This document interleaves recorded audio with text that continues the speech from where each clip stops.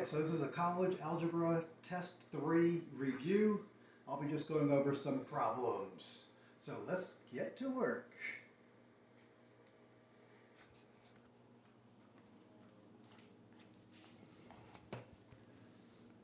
Okay. Alright, so I got some problems I want to do here. So for example, let's do a log question here first. So solve 1/2 log base 3 of x equals log base 3 of 2. So here's my thinking. I want to bring this 1/2 up as an exponent by property of logs, because that way I can say the log of a number equals the log of a number, which means the numbers must be the same. So let's do that. I'm going to write this as log base 3 of x to the 1/2 power. That's a property of logs. You need to know these properties in order to solve these log equations. Equals log base 3 of 2. So notice the bases are the same, which they're going to be for this chapter. So when the bases are the same, then you can just say, well, if log base 3 of some number equals log base 3 of some number, then the numbers have to be the same because of that equal sign. So all I'm going to do is set the arguments equal to each other. So let's write x to the 1/2 is equal to 2. So I'm setting this argument equal to this argument. Okay, and now I want to solve for x. So I want to square each side because I know a power to a power, the rule is you multiply the powers. So let's write x to the 1/2 squared equals 2 squared. And a power to a power you multiply. Isn't 1/2 times 2 1? And isn't x to the first just x?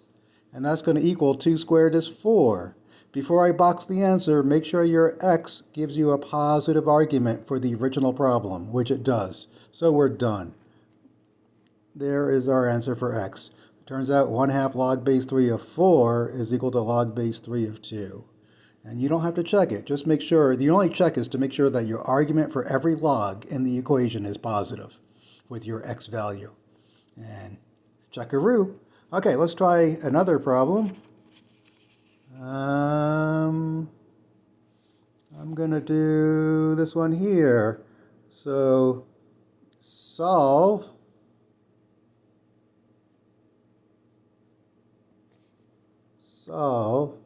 and then I've got the sum of two logs. So I got log x plus log of x plus 15, and that equals 2. So whenever you have a log plus a log equals a number, we're going to use a property of logs to make it, more condensed.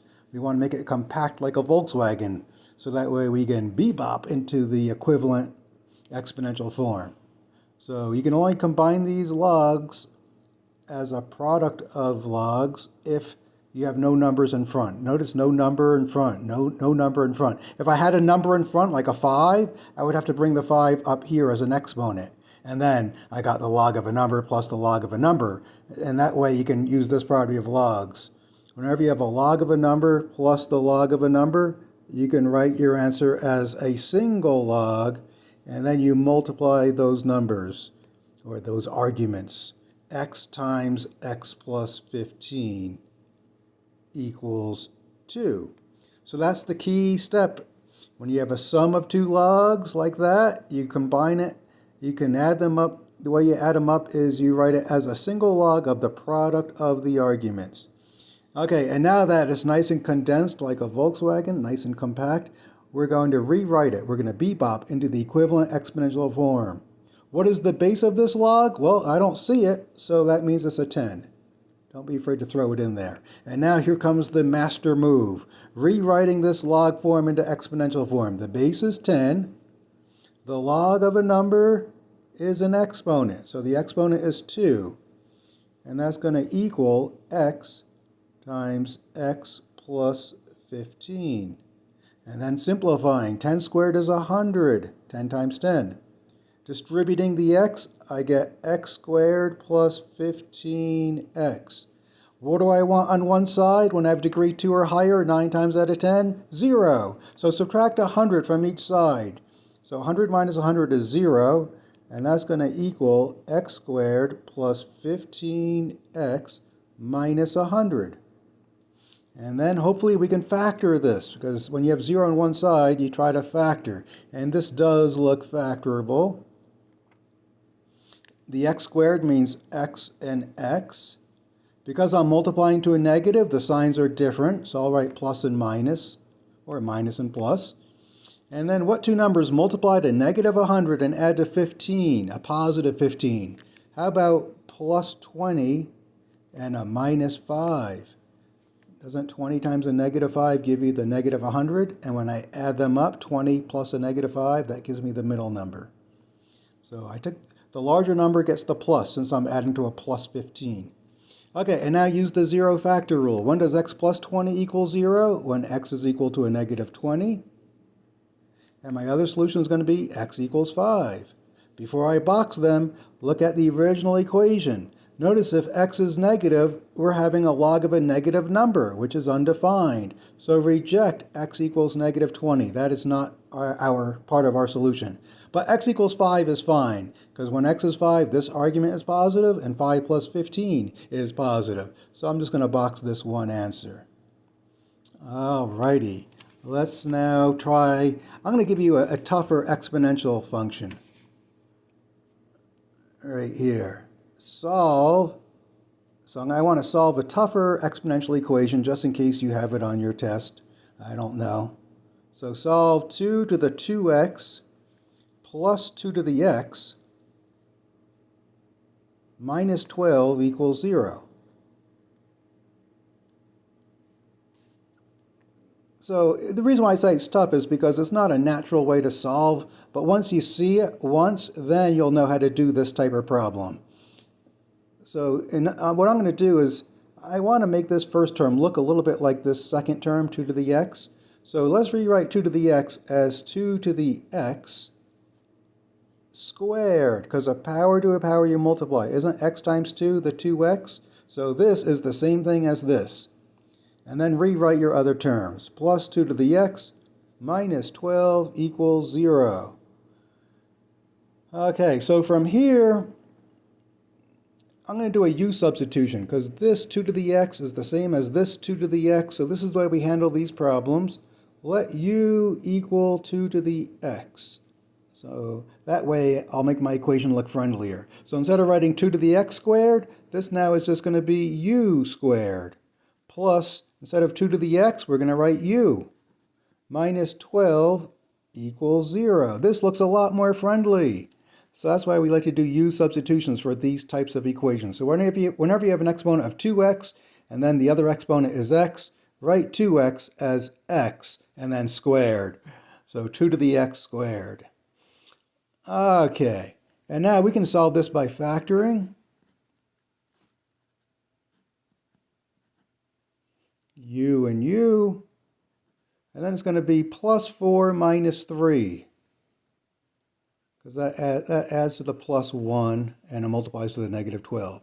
So u is equal to negative 4 by the zero factor rule, and u is equal to 3. Notice our original problem is in terms of x. I want to solve for x, so don't stop there. Let's replace u back to what the same thing as u is. 2 to the x is another name for u. So let's write 2 to the x is equal to negative 4. And 2 to the x is equal to 3. So whenever you raise a base to a power, a positive base to a power, which in our bases will be positive, it's impossible to get a negative answer. This has no solution. Like if x were 0, 2 to the 0 is 1. If x is positive, 2 to a positive number is positive. And also if x is negative, 2 to a negative number is also positive. Like if x were a negative 3, what's 2 to the negative 3? 1 over 2 to the positive 3, or 1/8. So no matter what I input for x, 2 to the x is never negative. So just reject this. And now, when does 2 to the x equals 3? So I can't write 3 as a power of 2, so I'm going to have to unlock this exponent by logs. Remember, you can't divide by 2. That would make no sense, dividing each side by 2, because this is not a 2, it's 2 to the x. So you really can't divide each side by 2. So just take the log of each side to unlock the exponent. You can do any base you want. I always do ln so that way I don't have to think. So I'm going to write ln of the left-hand side is equal to ln of the right-hand side of the equal sign. So you're allowed to take the ln of each side because these are positive numbers.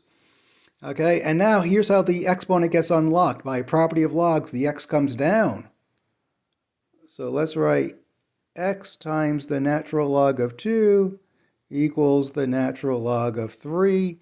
And then dividing by this number. Ln of 2 is just some numbers, an irrational number. So divide each side by ln of 2 to get your final answer of x equals the ln of 3 over the ln of 2. And that's your final answer.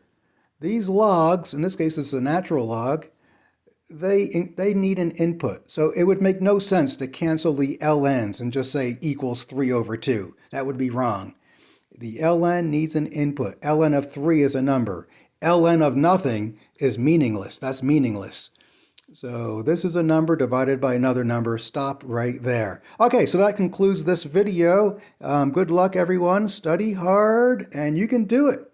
You know, one advantage, I think, of this online learning is that it shows you that you can actually learn this stuff on your own.